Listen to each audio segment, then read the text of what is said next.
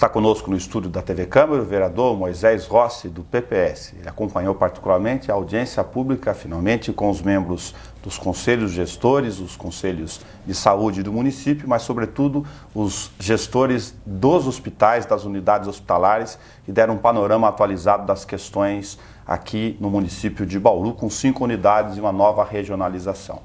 Moisés, é um prazer conversar com você nesse nosso rodízio de atualização das questões. Isso. E a gente começa com um tema antigo, embora pendente há muito tempo, que é sempre temática nossa do bate-papo aqui. Como é que você viu essa questão da regionalização, onde a Avaré agora participa, segundo a DRS6, da nossa regionalização de saúde na divisão dessa carência de leitos? Isso, eu acho que a gente precisa buscar todos os meios que estiverem ao nosso alcance para aumentar o número de leitos. Isso é fundamental. E essa regionalização, por um lado, a gente fica um pouco mais tranquilo porque abre possibilidade de internação, enfim, abre o número de necessitados também.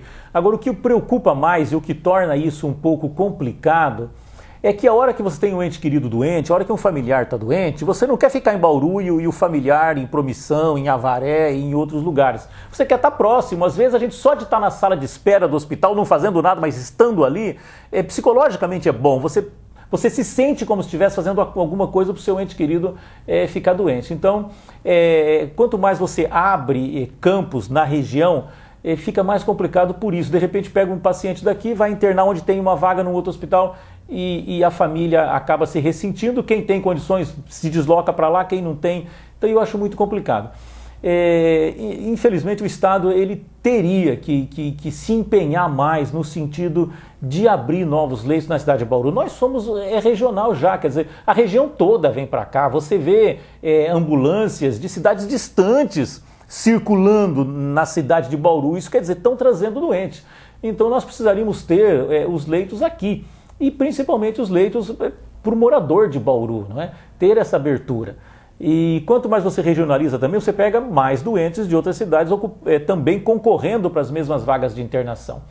Nós precisamos de mais vagas. Eu sempre digo, a vaga tem que esperar o doente não pode esperar a vaga. É um momento difícil, porque a doença causa uma insegurança no ser humano. Ai, que medo de morrer, estou doente. A gente não sabe a extensão da doença, o médico sabe, o paciente não.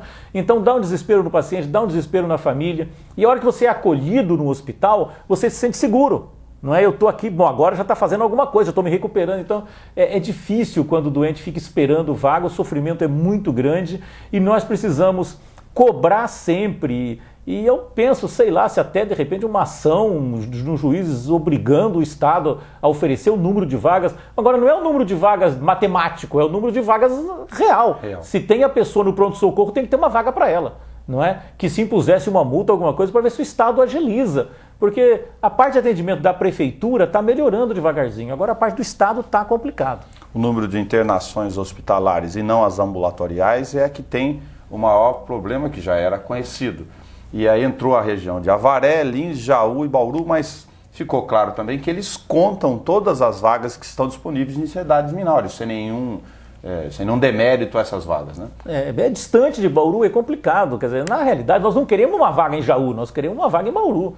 Não é? A família do doente está aqui, toda a vida do doente está aqui, é complicado. E outra, e para deslocar? Esse doente, né, ele vai poder sair daqui e ir para a Promissão numa ambulância? Não tem um risco no transporte? Qual a gravidade da situação dele? Então tem toda uma situação complicada aí que precisaria ser resolvida. Falando da questão da estrutura administrativa da prefeitura, o prefeito anunciou que aquela questão de reorganizar todas as pastas com seus setores, aqueles que não funcionam mais, ele vai enviar finalmente o projeto para cá. Depois, lembrando que no mandato passado foi feita a atualização na questão dos planos, cargos e salários. E no DAI tem os dois juntos, inusitadamente, para analisar. Como o vereador vê essas duas discussões em relação ao Departamento de Água e Esgoto? O PCCS, ele segue a mesma linha dos outros, então não é muito difícil de ser analisado, já está tramitando na Câmara. Eu até acredito que vai ser uma coisa que não demore muito, até porque nós já aprendemos com os outros, não é?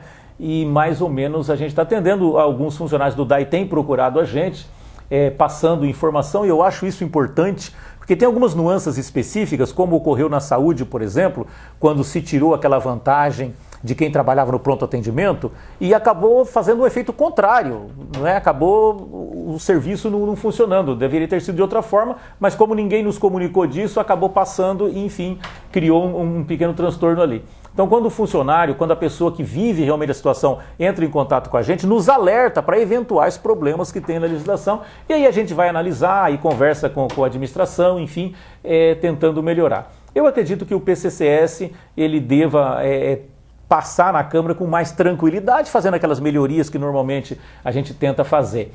Agora, a reorganização ali do quadro do DAI já é um pouquinho mais complicada, porque foge um pouco da compreensão, são muitos cargos, são muitas nuances ali. Eu acredito que talvez uma audiência, alguma coisa, para que o DAI possa nos explicar isso daí, seja importante para a gente compreender, e seria ótimo se a gente conseguisse colocar mais concursados e menos confiança, né? A gente entende, tem que ter cargo de confiança em função da própria estrutura organizacional da coisa, mas, na minha opinião, deveria ter o mínimo de cargos de confiança possível dentro da administração. Como o DAI é uma autarquia eminentemente de serviços, há um sentimento dos vereadores, aquilo que se ouve da população, de que ele consiga dar respostas para essa estrutura operacionalmente melhor do que ele o faz hoje? Eu acho que bem organizado ele poderia melhorar. Agora nós temos ali no DAI um problema de gestão do órgão, a gestão central do órgão.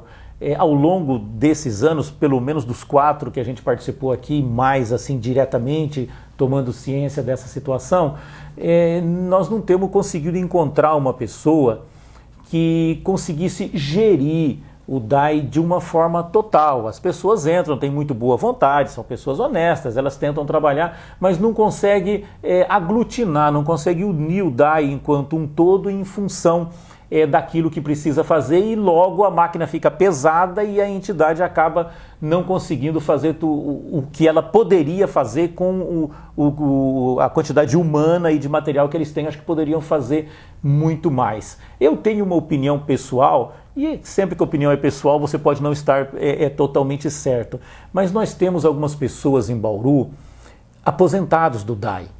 Pessoas já de uma certa idade, que se aposentaram, que conhecem profundamente o DAI, e eu acho que essas pessoas podiam ser utilizadas. São pessoas que já têm amizade dentro do DAI, conhecem toda a infraestrutura, a organização do DAI, e na minha opinião, eles teriam mais condições de englobar os vários setores, porque ali no DAI tem setores, não é? Se a gente chamar de panelinha, dá a impressão pejorativa, mas não é isso. Tem grupos ali dentro do DAI, os setores que trabalham, enfim, que tem que se unir, tem que trabalhar em conjunto para ser mais eficiente. Eu não sei não se uma pessoa, se um aposentado ali, que tivesse um bom trânsito com os outros funcionários que ainda estão na ativa, se não ajudaria muito nesse quesito. Para o DAI ser mais funcional, mais eficiente naquilo que faz. Antigamente tinha um pequeno problema de verba, agora parece que sanou esse problema, não é? Nós recebemos aí o dinheiro a fundo perdido, e isso vai dar um fôlego muito bom para o DAI. Inclusive, sou a favor que os 60 milhões sejam usados no DAI. Não é? Vamos fazer uma nova estação de tratamento de água, pegar água na superfície, é muito mais fácil do que pegar lá no fundo, enfim, alguma coisa que melhore o abastecimento e atacar os vazamentos, né? A gente perde pelo menos 30% da água que a gente capta, a gente perde na rua, ela escorre na rua. Então isso aí tem que ser atacado também. Eu acho que o DAI pode fazer isso sim. Nós temos que encontrar uma pessoa que consiga unir os setores do DAI, incentivar os funcionários, motivá-los para trabalhar.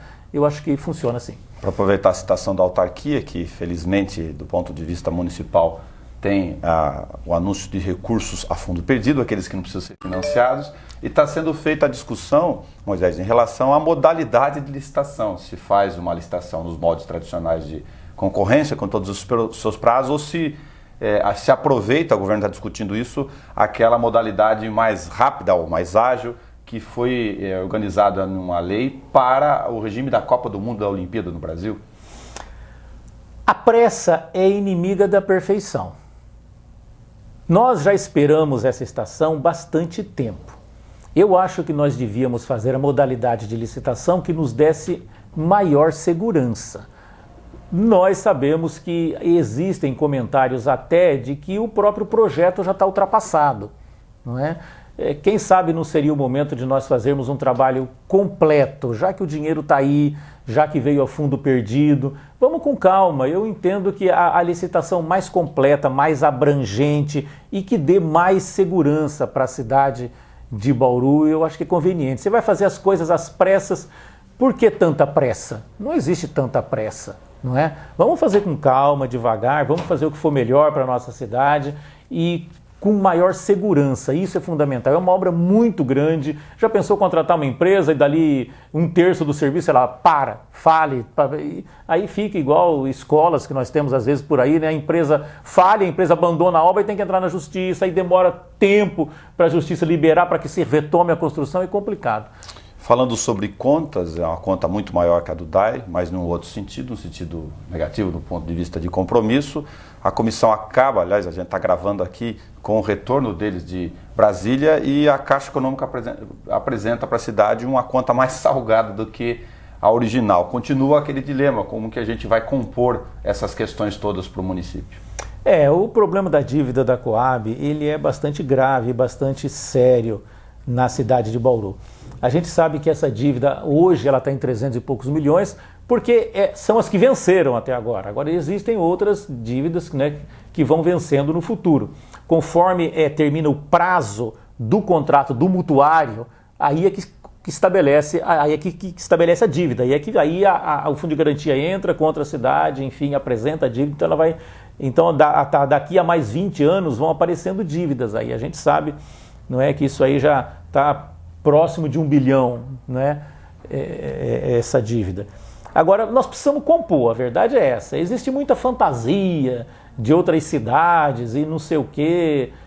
A gente tem que pôr o pé no chão. Essa dívida é de Bauru, a Coab é uma empresa de Bauru. Se ela construiu em outra cidade, ela construiu como uma empresa, não é? Ela, a princípio, recebeu dos mutuários, a dívida se estabeleceu por uma série de fatores e isso aí vai cair em Bauru. Algumas pessoas falam, vamos chamar as outras cidades, elas são fiadoras, mas o fiador paga e depois retorna contra o devedor. O devedor é a Coab, ela construiu, ela pegou o dinheiro emprestado e ela se comprometeu a devolver para o fundo de garantia. Então vai cair nas costas dela. Eu acho que Bauru tem que pagar, não tem como, a não ser que surgisse em Brasília, mas aí tem outras Coabs no Brasil e o volume é bastante grande, que também devem, não é privilégio de Bauru ter essa dívida, as outras Coabs devem também. Eu acho que a forma de pagar, eu acho que é isso que nós temos que nos debruçar nesse momento. Qual a melhor forma de pagar essa dívida que vai onerar menos a cidade ou que vai causar menos problema para a cidade? Eu entendo que essa é a discussão do momento. Dizer que não vai pagar, isso é impossível, até porque a gente perde o repasse federal, a hora que estabelecer mesmo que não vai pagar, perde o repasse, e o juro dessa dívida mensal ele é muito grande. Então não dá para a gente ficar empurrando o resto da vida.